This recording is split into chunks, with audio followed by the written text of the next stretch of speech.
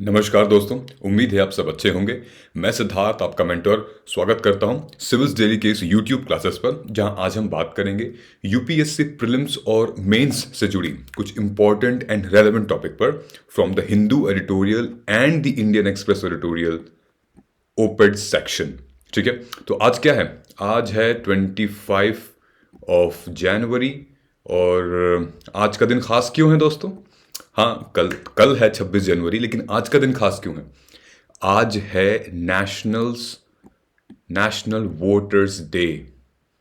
आज के ही दिन हमारा इलेक्शन कमीशन, जो ये एक इलेक्शन कमीशन बॉडी है, वो स्टैब्लिश हुई थी। ठीक है, सो हमें जोर शोर से रज के मनाना चाहिए आज का दिन, क्योंकि ये एक डेमोक्रेटिक इंस्टीट्यूशन का सबसे बड़ा दिन है, क्योंकि हमें राइट टू वोट करने का अधिकार मिलता है। ठीक है, कल हमारा कॉन्स्टिट्यूशन अफेक्टिव हुआ था। भारत में 26 जनवरी 1950 को हमारा संविधान अफेक्टिव हुआ था, पूरे देश में, कंट्री में लागू हुआ था। लेकिन उससे एक दिन पहले 25 जनवरी 1950 को हमें अधिकार मिल गया था कि हम अपना प्रतिनिधित्व, जन प्रतिनिधित्व, अपना रिप्रेजेंटेटिव चुनेंगे वोट के माध्यम से। और भारत, हम सबको पता है, विश्व की सबसे बड़ी डेमोक्रेटिक इंस्टीट्यूशन है। ठीक है, इस चर्चा में आगे बढ़ने से पहले मेरा एक सवाल है आपसे। सवाल ये है कि मुझे बात बताइए, भारत ने आजादी किस लिए लड़ी थी? हमारे जो फ्रीडम फाइटर्स थे, महान फ्रीडम फाइटर्स थे, कुछ को हम जानते हैं, कुछ को नहीं जानते हैं। तो हमारे भारत के फ्रीडम फाइटर्स ने ये लड़ाई लड़ी क्यों थी? क्या रीजन था उनका लड़ने का? दो ऑप्शन देता हूं, अपने अधिकारों के लिए या अपने कर्तव्यों के लिए। ड्यूटीज के लिए लड़ी थी या अपने राइट्स के लिए लड़ी थी? ये कमेंट करके अभी पॉज करिए वीडियो और कमेंट करके बताइए। ठीक है, इसके बाद फिर हम आगे चलेंगे। ठीक है, चलिए। सो ये मैंने कल का क्वेश्चन दिया था आपको, जहां पे आई एम अफ्रेड और कि शायद किसी ने अभी तक रिप्लाई नहीं किया इस क्वेश्चन का आंसर। हालांकि मैं बता देता हूं, सी होगा। मैंने कल डिस्कस किया था रेटिंग सिस्टम जो इन्वायरमेंटल मिनिस्ट्री अभी स्टार्ट की है, उसका आंसर सी होगा। ठीक है, देयर आर स्टूडेंट्स जिन्होंने अभी एनालिसिस देखा नहीं है, शायद वो दोपहर में देखते हैं, एक दिन पहले का देखते हैं। सो उनके लिए भी सी ऑप्शन होगा। और कमेंट पे अगर हम जाएं तो कल का कमेंट था नितेश का, ऋषि, अविनाश, पलक एंड प्रणव। ठीक है, सबसे पहले नितेश के। अच्छा, एक और बात मुझे बताइएगा, आप लोगों को फ्री पीडीएफ जो हम देते हैं, जो पीडीएफ आप देख रहे हैं, एनालिसिस का जो पीडीएफ होता है, चाहे करंट अफेयर्स हो गया, चाहे एडिटोरियल एनालिसिस हो गया, उसको डाउनलोड करने में कोई दिक्कत तो नहीं होती है? अगर दिक्कत होती है तो बताइएगा। ठीक है, चुप नहीं रहना है, अपने अधिकार के लिए लड़ना है। ठीक है, तो अगर प्रॉब्लम होती है तो बताइएगा, अदरवाइज आई थिंक नहीं हो रही होगी, तभी शायद आप बोल नहीं रहे होंगे। सो प्लीज इंश्योर, ये आपके लिए ही हम बनाते हैं पीपीटी। ठीक है, डेली सुबह उठकर आप प्लीज इसको बताइएगा। अगर नहीं एक्सेस कर पा रहे हो तो आपके लिए इंपॉर्टेंट, अदरवाइज हम न्यूज़पेपर से भी पढ़ा सकते थे, समझा सकते थे। ठीक है, सबसे पहले नितेश का आंसर, उनका जवाब देते हैं कि इन्होंने पूछा है कि अफर्मेटिव एक्शन पॉलिसी से related I want little advice कि there are certain schemes like बेटी बचाओ बेटी पढ़ाओ, can we write examples of reservation in government jobs, relaxation in business. तो नितेश, सबसे पहले मैं आपको बता देना चाहता हूं, जैसे मैंने कल डिस्कस किया था कि हमारा अफर्मेटिव एक्शन पॉलिसीज जो होती हैं, वो इंप्लीमेंट पता है कैसे होती हैं? दो प्रोसेस से होती हैं। कैसे? The affirmative action policies has been further divided into two parts. एक होती है प्रेफरेंसेस, हम देके, ठीक है, प्रेफरेंस देते हैं, और एक होता है रिजर्वेशन। ठीक है, ये एक सेगमेंट है। अफर्मेटिव एक्शन पॉलिसीज बहुत सारी चीजें आ जाती हैं, लेकिन सबसे मुख्य इंपॉर्टेंट सेगमेंट ये है, एक प्रेफरेंस और एक reservation. Reservation affirmative action policies का सबसे बड़ा एंगल है। ठीक है, किसी को हम आरक्षण देके, किसी को हम रिजर्वेशन देके मुख्य धारा में, मेन स्ट्रीम में ले आ सकते हैं। ठीक है, तो आप बेशक दिल खोल के लिखिए, और जब आप लिखेंगे तो सब्सटैंशिएट करिएगा, मतलब कि किसी जजमेंट के साथ, किसी कमेटी की रिपोर्ट के साथ उसको सब्सटैंशिएट करिएगा अपने आंसर में। ठीक है, इंदिरा साहनी का जजमेंट आप मेंशन कर सकते हैं। रिसेंटली सुप्रीम कोर्ट ने नीट एग्जाम से रिलेटेड जो 27% ओबीसी कोटा दिया है उसका आप मेंशन कर सकते हैं। और अदर बैकवर्ड क्लास कमीशन जो कंट्रीब्यूट हुई थी उसका कर सकते हैं। ऑफ कोर्स करिए। ठीक है, और ये बहुत अच्छी बात है कि आप अभी एक उभरते हुए एक बिगनर हैं, यूपीएससी एस्पिरेंट हैं, और अभी से आप आंसर राइटिंग शुरू कर रहे हैं। बहुत अच्छी बात है। ठीक है, आप मुझे थैंक यू कहेंगे। आज से 2 महीने बाद अगर आप रिलीजियसली आंसर राइटिंग प्रैक्टिस करेंगे तो आप मुझे खुद थैंक यू बोलेंगे कि सर आपने कहा था और मैंने रिलीजियसली किया। आप गिरोगे, आपको चोट लगेगी, आपको मोटिवेशन नहीं रहेगा कभी कभी, it's all right, it happens. लेकिन डेली आंसर, एटलीस्ट एक आंसर तो लिखो यार डेली। मैं रोज क्वेश्चन देता हूं आपको, रोज। ठीक है, आंसर लिखो, कुछ भी लिखो, लेकिन लिखो यहां पे बता दो। ठीक है, मुझे दिखा दो, आप बता दो कि सर ये लिखा हूं ठीक है या नहीं है। ठीक है, उसके बाद मेरी जिम्मेदारी है। Okay, so this is how you have to follow. बिंदास लिखो आप। ठीक है, इसीलिए तो ले आई जाती है ना पॉलिसी कि जो मेन स्ट्रीम में जो लोग नहीं आ पाए हैं, जो कि अंडर प्रिविलेज लोग हैं, उनको तुरंत रिसोर्सेज को एलोकेशन करने के लिए क्या हम कर सकते हैं, रिजर्वेशन दे सकते हैं। ठीक है, ताकि वो जो विशियस साइकिल होती है ना, विशियस साइकिल, गरीबी का विशियस साइकिल, उससे वो निकल आए। ठीक है, ऋषि कहते हैं finally understood affirmative action. Thank you so much Rishi, and I am glad that you have understood. Please आप शेयर करिएगा अपने ग्रुप्स में, अपने इन टेलीग्राम और व्हाट्सएप ग्रुप्स में भी, अगर आपको समझ में आ गया। और let your friends also understand the same thing, okay, in easy man. Avinash कहते हैं very nice analysis, thank you so much Avinash. Palak, thanks sir, you welcome पलक। प्रणव गुप्ता कहते हैं जय हिंद, जय हिंद प्रणव। चलिए, इस एनालिसिस में अब आगे बढ़ते हैं। ये है हमारे YouTube के कुछ क्लासेस जहां आप रोज इसको देखते हैं और अप्रिशिएट करते हैं। सो प्लीज हमें सब्सक्राइब करना ना भूलें और बेल आइकॉन पे प्लीज क्लिक करते रहिए। धीरे धीरे जैसे एग्जाम अब पास आते जा रहा है जून में, वैसे वैसे हमारे जो इनिशिएटिव्स है वो बढ़ते जा रहे हैं। ठीक है, क्योंकि हम यहाँ पे अपना टाइम इन्वेस्ट करते हैं दोस्तों, ताकि आप अपना टाइम कहीं और ख़राब ना करें। ठीक है, तो चलते हैं आज के न्यूज़ एनालिसिस के ऊपर। आज का 2 एडिटोरियल ज़बरदस्त है, मतलब मुझे सुबह सुबह पढ़ के मज़ा आ गया। बहुत अच्छा एडिटोरियल है। एक है द हिंदू का, और फिर 1 या 2 मैं लूँगा इंडियन एक्सप्रेस से। आपके सामने स्क्रीन पे दिख रहा है द हिंदू का एडिटोरियल, जहाँ पे वो एडिटोरियल सेक्शन में लेफ्ट हैंड साइड पे आता है। ठीक है, सो this is in conjunction fundamental rights और फंडामेंटल ड्यूटीज। ठीक है, आप सबने इन सारी चीज़ों के बारे में बहुत सुना होगा। फंडामेंटल राइट क्या है, ड्यूटीज़ क्या है, मूल अधिकार, मूल कर्तव्य क्या होते हैं हमारे। लेकिन दोस्तों, यूपीएससी के इस एग्ज़ाम में ना रिवीजन बहुत मैटर करता है। मैंने एक वीडियो भी बनाई थी, मैं आपको डिस्क्रिप्शन बॉक्स में लिंक, और ऊपर जब आप देखोगे अभी तो ऊपर एक लिंक आ रहा होगा, वो बाद में देख लेना। रिवीजन बहुत इंपॉर्टेंट है। ठीक है, एक ही टॉपिक अगर 10 दिन बाद आ गया तो उसको समझिए, सुनिए।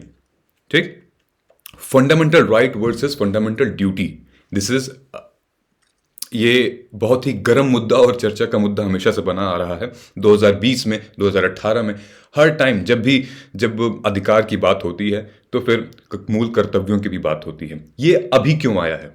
ये न्यूज़ में इसलिए आया है क्योंकि मोदी जी ने कुछ दिनों पहले ये कहा था कि हम अपना फंडामेंटल राइट के बारे में बात करते रहते हैं, लेकिन अपना मूल अधिकार, मूल कर्तव्य जो फंडामेंटल ड्यूटीज है वो भूलते जा रहे हैं। मोदी जी का कहना है कि फंडामेंटल राइट्स तो ठीक है, कोई दिक्कत नहीं, आप फंडामेंटल ड्यूटीज पे फोकस करिए। ठीक है, हालांकि वो कहना कुछ और चाहते थे, लेकिन अब प्रेस मीडिया में एक नया डिबेट खड़ा हो गया कि भाई फंडामेंटल ड्यूटीज और फंडामेंटल राइट्स। ठीक है, तो यही मैंने क्वेश्चन आपसे कहा था कि हमारी जो आज़ादी की लड़ाई थी वो क्या थी, अधिकार के लिए थी या कर्तव्य के लिए थी? ठीक है, तो आइए समझते हैं इस आर्टिकल में।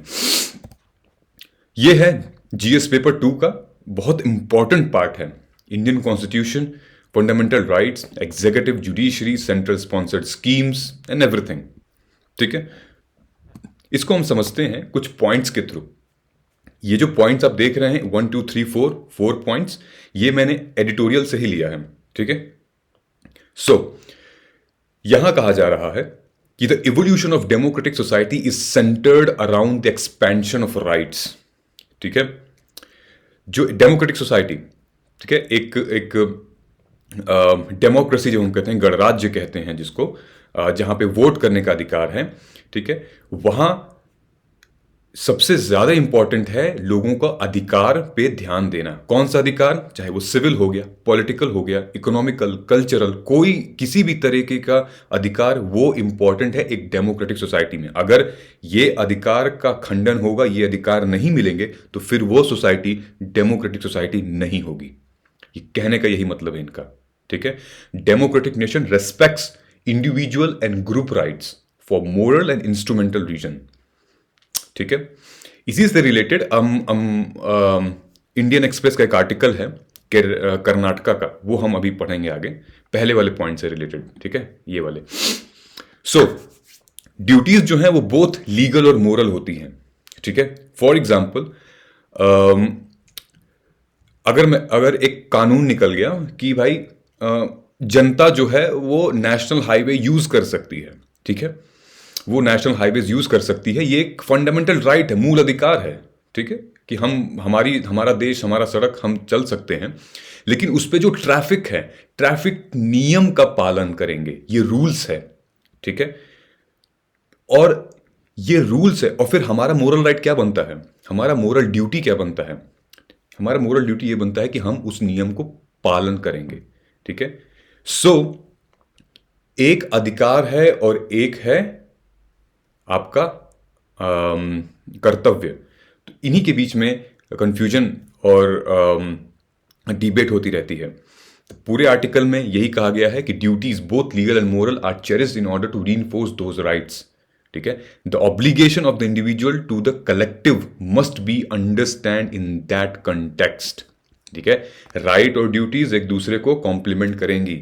अगर सड़क पे चलने का अधिकार है तो हम रूल्स भी फॉलो करेंगे, ट्रैफिक रूल्स भी फॉलो करेंगे, ठीक है। अगर आपने रूल्स को फॉलो नहीं किया, आपने अपने रूल्स को तोड़ा, तो फिर आप अपने अधिकारों की बेइज्जती कर रहे हैं, ठीक है। मतलब कि आप अपने अधिकार को अननेसेसरी यूज कर रहे हैं, कि आपको अधिकार है फ्री हाईवे पे चलने का, ठीक है, लेकिन आप जो है अब नियम भी नहीं फॉलो कर रहे हैं, ठीक है। तो जो हमारे फिलोसोफर थे लास्की साहब, हेरोल्ड लास्की, उनका यही कहना है कि जो हमारा राइट है वही हमारी ड्यूटी भी है, ठीक है। अभी हम समझेंगे आगे।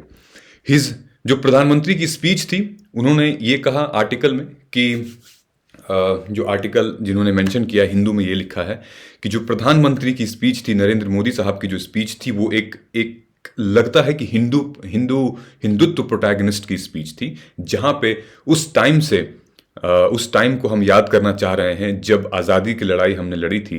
तो हमने किस लिए लड़ी थी? अधिकारों के लिए लड़ी थी। कर्तव्य तो हम निभाते आ ही रहे थे, ठीक है। जो बोल रहे थे हम वो कर रहे थे, अंग्रेज जो बोल रहे थे हम वो करते जा रहे थे। लेकिन ये लड़ाई किसकी थी? स्वाभिमान की लड़ाई थी, ये लड़ाई थी आत्मविश्वास की, ये लड़ाई थी अधिकार की, राइट्स की लड़ाई थी। ड्यूटीज तो हम शुरू से निभाते आ रहे हैं ना, ड्यूटीज तो वैदिक टाइम से निभाते आ रहे हैं। जैसे शूद्र वैश्य के लिए करता है, वैश्य शूद्र के लिए करता है, राजपूत के लिए सब खड़े रहते हैं नीचे, ब्राह्मण के लिए चारों वर्ण खड़े रहते हैं नीचे। ड्यूटीज तो हम, कर्तव्य तो हाथ जोड़ के निभाते आए हैं। अधिकार बहुत बड़ी चीज है यहां पे। Rights is what we need and rights is what we have fought independence for, not for the duties, ठीक है। तो राइट रहेगा तो ही ड्यूटी का भी सम्मान होगा, लेकिन अगर राइट नहीं रहेगा, अधिकार ही नहीं रहेगा, तो फिर ड्यूटीज भी एक बाउंड हो जाएंगी, ठीक है। फिर हम किसी अथॉरिटेरियनिज्म या फिर किसी एक टोटलिटेरियनिज्म, मतलब कि किसी पावरफुल एडमिनिस्ट्रेशन के अंदर आ जाएंगे, ठीक है। सो ये सब आपके लिए है, ये आप पढ़ लीजिएगा वीडियो पॉज करके। ये बहुत ज़बरदस्त मेंशन किया हुआ है ये पूरा आर्टिकल, ये पूरी, ये जो मैंने स्क्रीनशॉट लिया है, एक नंबर बढ़िया, बहुत अच्छा लिखा है, ठीक है, इसी का मैंने तोड़ा है। थोड़ा डिटेल में हम आते हैं। ये मैंने सिर्फ आपके लिए फंडामेंटल राइट्स का फोटो चिपका रखा है, ठीक है। कहाँ कहाँ से क्या क्या चीज़ें आई हैं, ठीक। फंडामेंटल राइट्स हमारे कॉन्स्टिट्यूशन में किस में है, 12 से लेकर 35 तक पार्ट 3 में है। बोरो किया गया था अमेरिका और फ्रांस से। Can be suspended during article 20 और एक एक्सेप्शन आर्टिकल 20 एंड 21 एक्सेप्शन है। हमारा फंडामेंटल राइट सस्पेंड हो सकता है, जैसे कि कोरोना टाइम में सस्पेंड हुआ था कि भाई आप बाहर नहीं जा सकते, आप रिलीजियस प्लेस पे नहीं जा सकते। ये कुछ एक्सेप्शंस हैं। FRs available only to citizen India not to foreign country, article ये कहता है हमारा। ये आपके लिए है, ये आप देख लीजिएगा। यहाँ पे आर्टिकल 18 था, छिप गया है, वो था अबॉलिशन ऑफ टाइटल्स। बाकी आप इसको देख सकते हैं। मैं ये हटा देता हूं, वैसे कुछ है नहीं इसमें, ठीक है। ठीक है, ये आप पॉज करके देख लीजिए। ये आप रेफरेंस के तौर पे मैंने पीपीटी में दिया हुआ है ये, तो पीपीटी डाउनलोड करिएगा और ये आप यूज कर सकते हैं अपने तरीके से। आप नेमोनिक्स इसको बना सकते हैं, ओके। और यहीं पे मैंने वो भी दिया है फंडामेंटल ड्यूटीज का, to oblige with the Indian constitution, to promote spirit and harmony. ये सब आपके लिए, मैं पढ़ूंगा नहीं इसको, ये देख लीजिएगा आप, ठीक। Rights and duties go hand in hand. Mahatma Gandhi ji ने कहा था अपने स्वराज हिंद स्वराज ऑब्जर्व, उन्होंने कहा था कि rights, real rights are result of performance of duty, okay. Real rights are a result of performance of a duty. Rights and duties are closely related and can not be separated from one another. कहते हैं कि जो अधिकार होता है ना, जो अधिकार, राइट्स, वो दिल है और ड्यूटीज आपका शरीर है। राइट्स ही निकाल दोगे तो ये शरीर, ये ड्यूटी फिर तो किसी ना किसी की गुलाम बन जाएगी। जो कोई कहेगा वो आपका शरीर करेगा।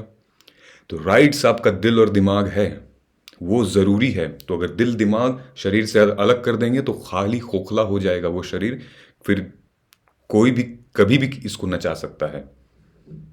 ये एनालॉजी याद रखिएगा, okay. The state protects and enforce rights and it is a duty of all citizens to be loyal to the states, okay. Thus a citizen has both right and duties. जैसे मैंने आपको कहा था, according to Harold Lasky, one man's rights is also his duty, ठीक है। For example, if the state gives right to life to a citizen, ठीक है, तो उसकी एक मोरल ड्यूटी बनती है कि अपने जीवन की रक्षा करे, और ये भी ड्यूटी बनती है कि दूसरों के जीवन की भी रक्षा कर सकता है और दूसरों के जीवन पे आंच न आने दे सकता है, ठीक है। Right to life of a citizen का ये मतलब नहीं है कि सिर्फ हम अपनी लाइफ प्रोटेक्ट करें, बाकी दुनिया जाए भाड़ में, बाकी कोई मर रहा है या फिर आप किसी को मार रहे हो, नहीं। ये भी एक ड्यूटी होती है, ठीक है, कि आप किसी के लाइफ में भी इंटरफेयर ना करें और फिर अपने फायदे के लिए किसी की जान ना लें, ओके। ये सब ड्यूटीज आती हैं इसके साथ। नाउ कंसेप्ट क्या है? Concept of duties versus concept of right. बहुत ही बेसिक और फाइन लाइन है दोनों के बीच में, ठीक है। सी, कंसेप्ट ऑफ ड्यूटीज क्या है? अगर हमारे पार्लियामेंट कोई भी लॉ इनैक्ट करती है तो वो हमारी ड्यूटी है फॉलो करना। अगर हम असहमत हैं, अगर हम संतुष्ट नहीं है अपने फंड, तो भी हमारे पास राइट टू डिसेंट हम कर सकते हैं, हम प्रोटेस्ट कर सकते हैं, ठीक है। लेकिन there is always a duty attached to it. अगर सरकार कोई कानून बना रही है समाज के हित में, अपने सिटीजन के हित में, तो it's our duty to follow, right. लेकिन अगर गवर्नमेंट ये लॉ बना रही है और फिर आप फॉलो ही नहीं कर रहे हैं, तो फिर this is the abrogation of your fundamental duties, okay. Duties follow a simple logic that a peaceful coexistence require a degree of self sacrifice, ठीक है। देखो, बिना सैक्रिफाइस के तो कुछ नहीं होता। इनफैक्ट जो हमारा परिवार है, जो हमारी फैमिली है, वो भी सैक्रिफाइस पे चलती है, ठीक है। त्याग पे चलती है, त्याग पे हमारा पूरा परिवार चलता है, ठीक है। तो थोड़ा मोड़ा सैक्रिफाइस तो करना पड़ेगा, and that if necessary must be enforced through the set of sanctions. Rights का जो कंसेप्ट है वो आप रिलेट कर सकते हैं आज़ादी वाले टाइम पे, कोलोनियलिज्म वाले टाइम पे। यहाँ पे दो वर्ड्स मेंशन किया हुआ है, the principle of anti dehumanisation and anti hierarchy. इसका क्या मतलब है? एंटी डीह्यूमनाइजेशन का मतलब ये है कि जब कॉलोनियलिज्म था ना, जब अंग्रेज थे, तो उन्होंने कुछ कुछ लोगों को एक क्रिमिनल घोषित कर दिया था क्योंकि वो प्रोटेस्ट करते थे, ठीक है, स्लेव बना के रखा था, जैसे जैसे वो चाहते थे वैसे वैसे लोगों को ट्रीट करते थे। तो राइट किस लिए है? एंटी डीह्यूमनाइजेशन, इंसान को इंसान की तरह समझे, आप और हम की तरह समझे, ठीक है, कोई अन्य किसी जानवर की तरह ना समझे, इसलिए ये बहुत ज़रूरी था, ठीक है। और एंटी हायरार्की, एंटी हायरार्की का यहाँ क्या मतलब होता है? हायरार्की जाति व्यवस्था, वर्ण व्यवस्था, वो जो पहले से चली आ रही हो वो अब ना हो, इस वजह से एंटी हायरार्की वाला प्रोसेस सामने आता है। ओके, ताकि सबको इक्वल मिले, अनटचेबिलिटी ना हो, ठीक है, जो माइनॉरिटीज़ हैं उनको भी अधिकार और हक मिले। Okay, so this is the thing, fundamental rights versus fundamental duty. Now ये मेंस का क्वेश्चन है, I would request you guys to kindly comment here, और इसको कमेंट करके आप बताइएगा, ठीक है। In a constitution democracy rights always need to be backed up by the duties of citizen as well as those of state. Analyse, ठीक है। अब आगे बढ़ते हैं इस चर्चा में। जो कि हमने इंडियन एक्सप्रेस से लिया हुआ है, ये मैं आता हूं, ये है न्यूज़ आपकी इंडियन एक्सप्रेस का न्यूज़पेपर, काफ़ी कलरफुल बनाया है, रंग बिरंगा बनाया है, और मैंने और इसमें रंग डाल दिए हैं तो और कलरफुल हो गया है, ठीक है। सो this is the power shift in the making. ये मैंने आर्टिकल लिया है, बहुत मज़ेदार आर्टिकल है, बहुत अच्छी एनालॉजी है, और बिल्कुल प्रेजेंट और पास्ट को कंपेयर कर लिया है इन्होंने, ठीक है। फिर दूसरा हम आर्टिकल समझेंगे, हर राइट टू वेयर, मस्त आर्टिकल है, ठीक है, सेक्युलरिज्म से आर्टिकल है रिलेटेड, तो हम यही कवर करेंगे। बाकी मुझे उतना इंपॉर्टेंट नहीं लगा। आज का आर्टिकल ये वाला बहुत इंपॉर्टेंट है, power shift in the making, ठीक है। Europe geopolitical presence Delhi with a challenge. तो this stands like this, okay, और I will go here. Europe's geopolitical presence Delhi with a challenge. तो जब भी, मैंने हमेशा आपको बताया है, जब भी इंटरनेशनल पॉलिटिक्स के बारे में बात होगी, इंडिया का स्टैंड बहुत इंपॉर्टेंट है उसमें, तभी आपके एग्जाम के लिए ये इंपॉर्टेंट है। अदरवाइज कोई जरूरी नहीं है आपका पढ़ना कुछ भी, ठीक है।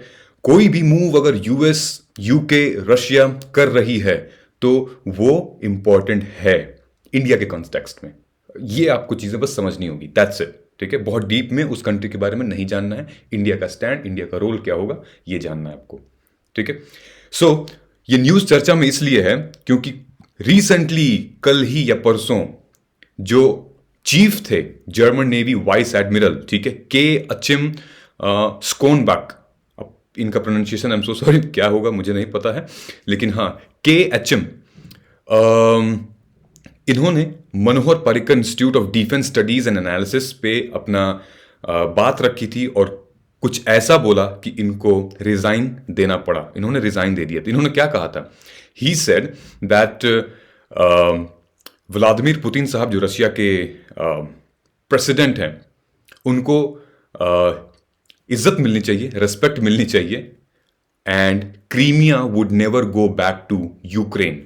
हम सबको पता है क्रीमिया को रशिया ने 2014 में एनेक्स कर लिया था। जियो पॉलिटिकल टेंशन चल रही थी और क्रीमिया को, छोटा सा पार्ट है एक, उसको एनेक्स कर लिया था रशिया ने।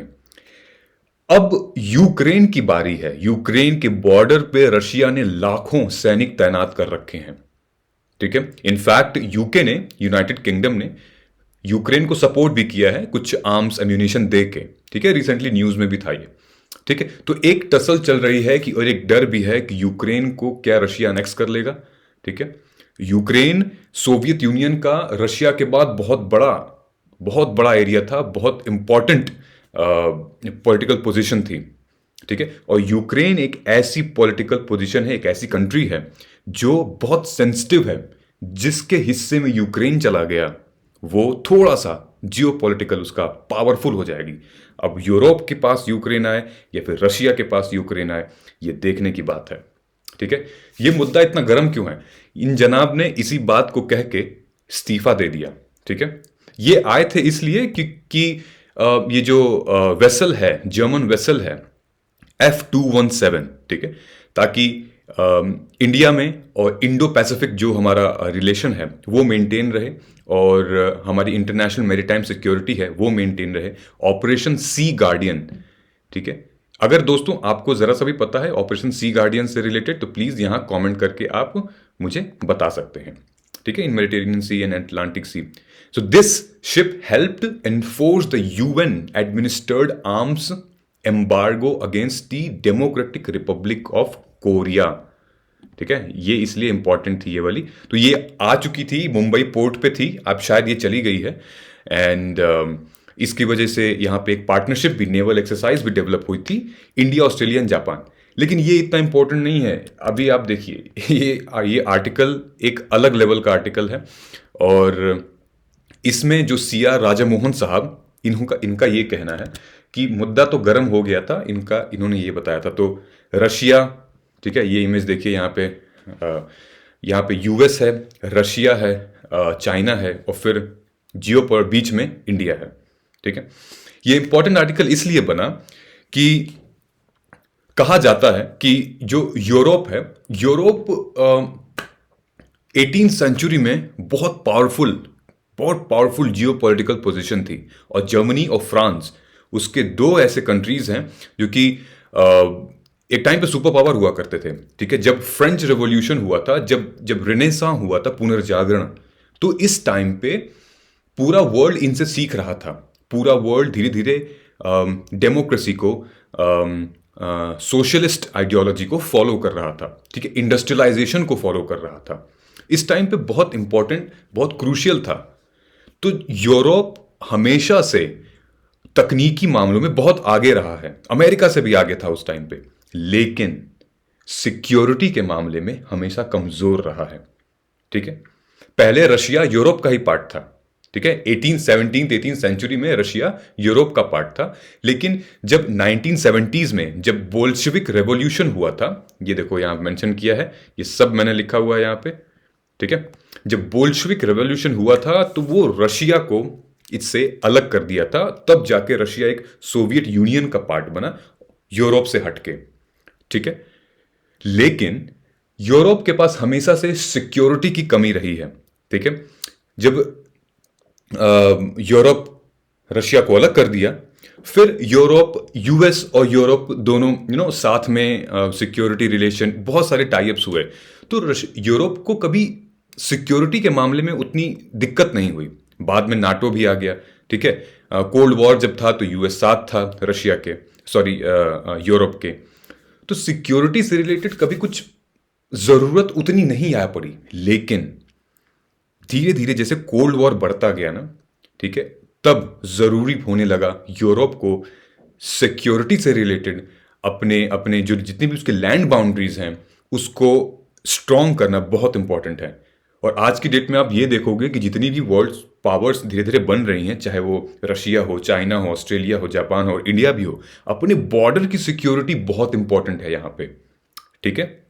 सो ये आर्टिकल वही है, और बेसिकली जो साहब ने ये कहा है, राजमोहन साहब ने, इनका ये कहना है द यूक्रेन क्राइसिस, ठीक है। यूक्रेन क्राइसिस आप सबको पता है ना, रिपीट करने की जरूरत तो नहीं पड़ेगी, कई बार बता दिया जा चुका है।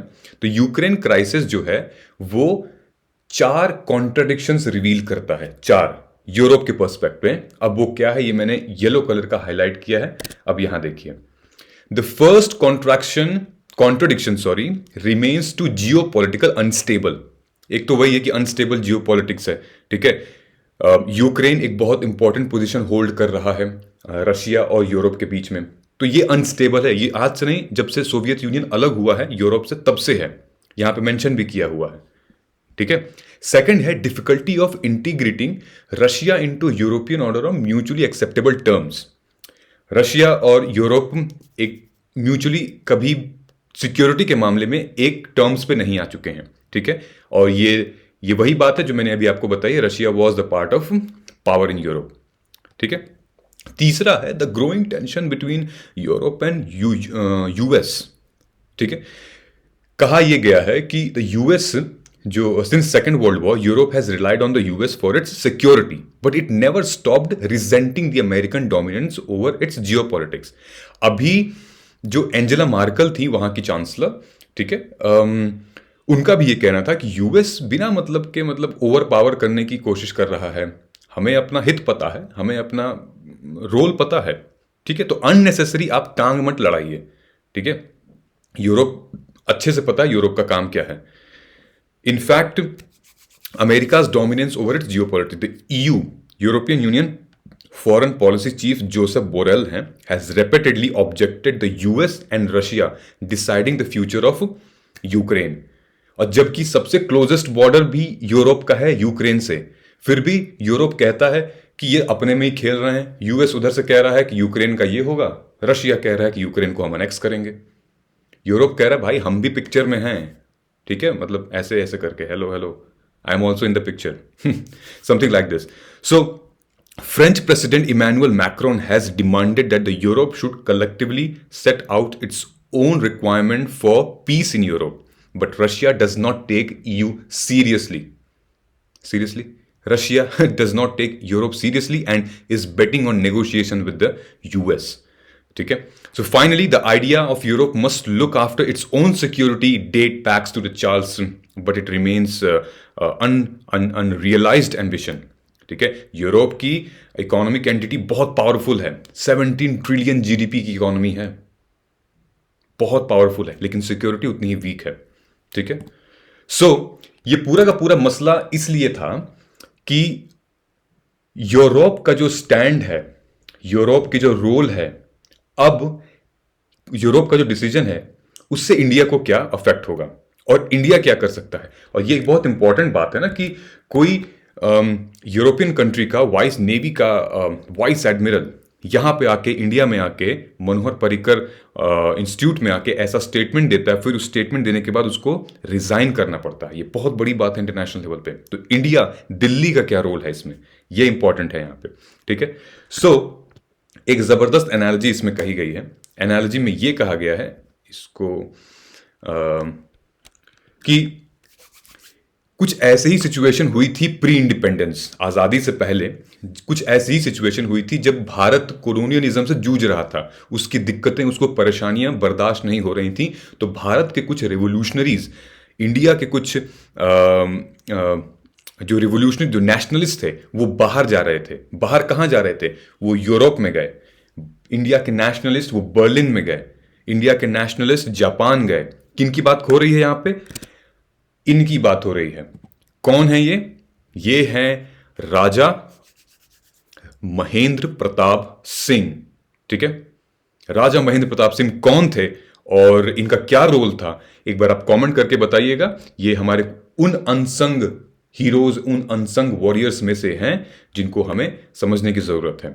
राजा महेंद्र प्रताप सिंह, उस टाइम पे imperial Germany has supported the formation of national movement of India in Kabul 1915, ठीक है। ये वही जर्मनी है, ये वही यूरोप है जब इंडिया को सपोर्ट किया था कोलोनियलिज्म के अगेंस्ट 1915 में काबुल में, जब राजा महेंद्र प्रताप सिंह वहां के राजा हुआ करते थे। और Soviet Union became a champion of Asia's liberation from European imperialism. और फिर Indian communist were drawn to Moscow. आप समझ में आ रहा है आपको पूरा एंगल, ठीक है। अभी जो आप कोरिलेट करिए, अभी का जो सिचुएशन है और फिर प्री इंडिपेंडेंस उस टाइम का सिचुएशन है। रशिया ने भी इंडिया की बहुत हेल्प की है, ठीक है। यूरोप ने भी इंडिया की बहुत हेल्प की है, जापान ने भी इंडिया की बहुत हेल्प की है। नेताजी की फोटो मैंने यहाँ क्यों लगाई है?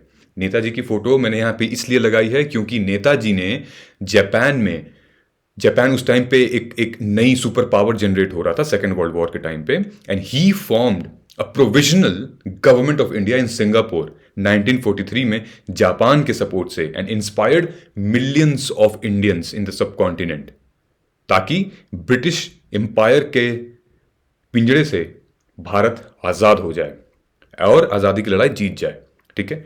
So the sharpening struggle of Indian independence and more broadly the liberation of Asia from the two world war inevitably involve in exploiting the contradiction between imperial powers, ठीक है। उस टाइम पे आपका कोलोनियलिज्म, इंपीरियलिज्म था, imperial power था, ठीक है, और वर्सेस यूरोप में जो था हो रहा था वो भी एक इंपीरियलिज्म था, वो भी एक अथॉरिटेरियनिज्म था। तो इन दोनों के बीच में सुपर पावर में लड़ाई हो रही थी, लेकिन एशिया जो है वहाँ पे बहुत बड़ा रोल प्ले किया, इंडिया बहुत बड़ा रोल प्ले किया, और इन दोनों के जंगलों से, इन दोनों के जो एक्सप्लॉयटेशन थे, निकल के एक नया एशिया बन के आया था, जिसमें रशिया ने, जापान ने बहुत सपोर्ट किया था, इंडिया का भी।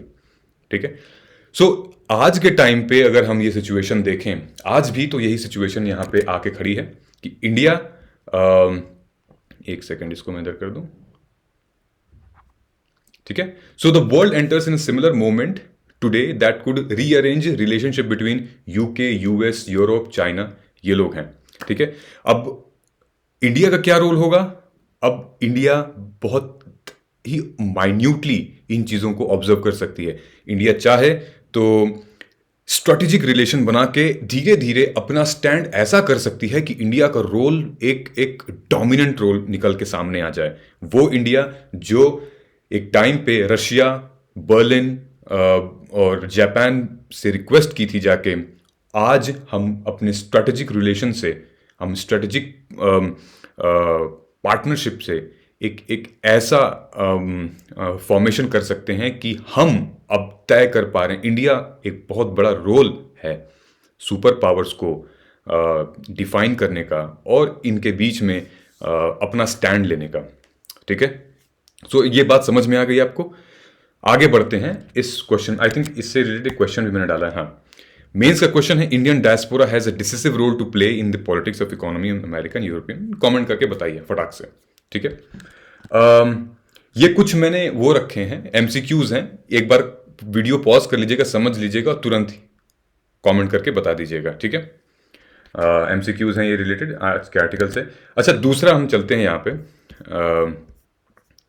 एक सेकेंड, दूसरा ये है हर राइट टू वेयर।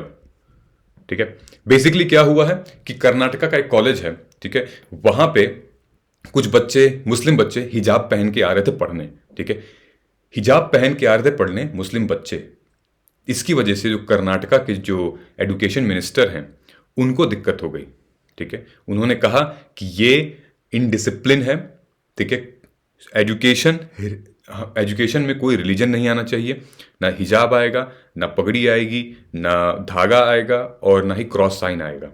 ठीक है, तो क्योंकि स्कूल ड्रेस से फिर मैच नहीं करेगा ना, कोई अब काला पहन के आए, कोई कुछ लगा के, मैच नहीं करेगा स्कूल ड्रेस से, ये उनका कहना था। लेकिन जो कर्नाटका उस स्कूल के जो उडुपी राज्य है, जो उडुपी डिस्ट्रिक्ट है, उसके जो प्रिंसिपल हैं, उनका कहना है कि अजीब बात करते हैं आप, एडुकेशन का इन कपड़ों से क्या मतलब है? बच्चे जिस हाल में आ रहे हैं उनको आने दीजिए, पढ़ने दीजिए, पढ़ाई तो हो रही है ना, शिक्षा तो मिल रही है ना। सो एजुकेशन एंड रिलीजन, ठीक है, मिनिस्टर का कहना यह अलग होना चाहिए, स्कूल का कहना है कि उससे कोई मतलब नहीं है, एजुकेशन होनी चाहिए। ठीक है, तो ये हमारा संविधान क्या कहता है? ठीक है, हमारा संविधान ये कहता है, constitution guarantees citizens the fundamental right to practice their religion which can be only curtail during public order और डिमांड ऑफ पब्लिक हेल्थ, जो कि हुआ था कोविड टाइम्स में। याद है, मैंने इस आर्टिकल में आपको बताया है, ये एक आर्टिकल है इससे, ये ड्यूटीज, ये वाला, the evolution of democratic society centered around the expansion of right civil society ना। तो ये तभी कर्टेल होगा जब कुछ पब्लिक ऑर्डर रिलीज होगा, अदरवाइज फिर क्यों जबरदस्ती कोई कर्टेल करेगा, राइट? सो आप मुझे बताइएगा कि ये कौन से आर्टिकल में ये बात कही गई है कि fundamental right to practice their religion which can be curtailed. ठीक है, और वो एक्सेप्शंस कौन से हैं? आर्टिकल 15, 16, 17, सब क्लॉज 2, 1 कौन से हैं? ये कमेंट करके आप बताइएगा। ठीक है, सो इस आर्टिकल को रिलेट कर रहा है फ्रांस के सेक्युलरिज्म से। फ्रांस में नेगेटिव सेक्युलरिज्म होती है, इंडिया में क्या है ये भी कमेंट करके बता दीजिएगा, कौन सा सेक्युलरिज्म हम फॉलो करते हैं। ठीक है, पॉजिटिव या नेगेटिव? तो फ्रांस में नेगेटिव सेक्युलरिज्म है, मतलब कि वहां पे स्ट्रीट पे भी जो लोग चल रहे हैं, वहां आपको ना रक्षा बांधने का है, ना फिर क्रिश्चियन क्रॉस टांग सकते हैं, या फिर बच्चे पगड़ी पहन के आ सकते हैं, या फिर हिजाब। यूनिफॉर्मिटी है वहाँ पे, इवन जो पब्लिक शॉप्स हैं, मॉल्स हैं, रोड्स हैं, स्कूल तो खैर छोड़िए ही छोड़िए। ठीक है, यूनिफॉर्मिटी है वहाँ पे कि भाई रिलीजन से रिलेटेड रिलीजन नहीं घुस सकता है स्टेट में, ठीक है। सो ये पूरा का पूरा मुद्दा था। और एक हमारे जो इंडियन लॉज हैं और जो कल्चरल कॉमन सेंस है, ठीक है, जो हमारा रिलीजियस एक्सप्रेशन है, उनमें ये एक टक्कर हो रही है। तो सबसे बड़ा एग्जाम्पल यही है, हमारा सेक्युलरिज्म की बात आती है, ठीक है, धर्मनिरपेक्षता जिसको हम हिंदी में कहते हैं, कि आखिर है क्या, ठीक है। तो ये क्या इशू बनना चाहिए। सो इसी पे 2016 का कर्नाटका हाई कोर्ट ने ये अलाउ किया था students to take all India medical entrance test while wearing hijab on the ground that it was an essential part of the petitioners religious practice, ठीक है। तो ये जबकि केरला हाई कोर्ट ने बोला हुआ था, जो उसके बगल का स्टेट है, ठीक। और कहते हैं ना कि हाई कोर्ट का डिसीजन दूसरे हाई कोर्ट भी बहुत अदब इज्जत से मानते हैं, जरूरी है। तो ये भी एक डिसीजन आया था। तो अभी अब कॉलेज और स्कूल से लेके क्यों बात आ गई है, ठीक है। सो आप अपना फ्रेमवर्क भी तैयार कर सकते हैं इस पे कि you know right to wear हिजाब से रिलेटेड, या फिर रिलीजियसली इन्फ्लुएंस स्टेट, या फिर state is away from religion, इससे आप रिलेटेड एक अपना आर्टिकल तैयार कर सकते हैं, ठीक है। हालांकि ज़्यादा कुछ नहीं था इसमें डिस्कस करने के लिए, बस ये इंश्योर कराना था कि राइट टू हमारा जो आर्टिकल है, right to fundamental practice religion, ये कौन से आर्टिकल में आता है ये आप बता दीजिएगा। सो ये हमें इंश्योर हो जाएगा। रेस्ट हम लास्ट पे आते हैं। लास्ट हमारा ये था, इसको समझ में, इसको आप कमेंट करके बता दीजिएगा। रस दोस्तों, आज का एनालिसिस आई होप आपको समझ में आया होगा। काफ़ी अलग था, मुझे नहीं पता, आप बताएंगे अलग था या नहीं अलग था। एंड वंस अगेन आज नेशनल वोटर्स डे है, तो इस दिन को याद रखिएगा, इस दिन के महत्वता को याद रखिएगा, क्यों होता है वो याद रखिएगा। हम मिलते हैं कल के एडिटोरियल और ओपेड एनालिसिस में, तब तक आप अपना ख्याल रखिए। जय हिंद।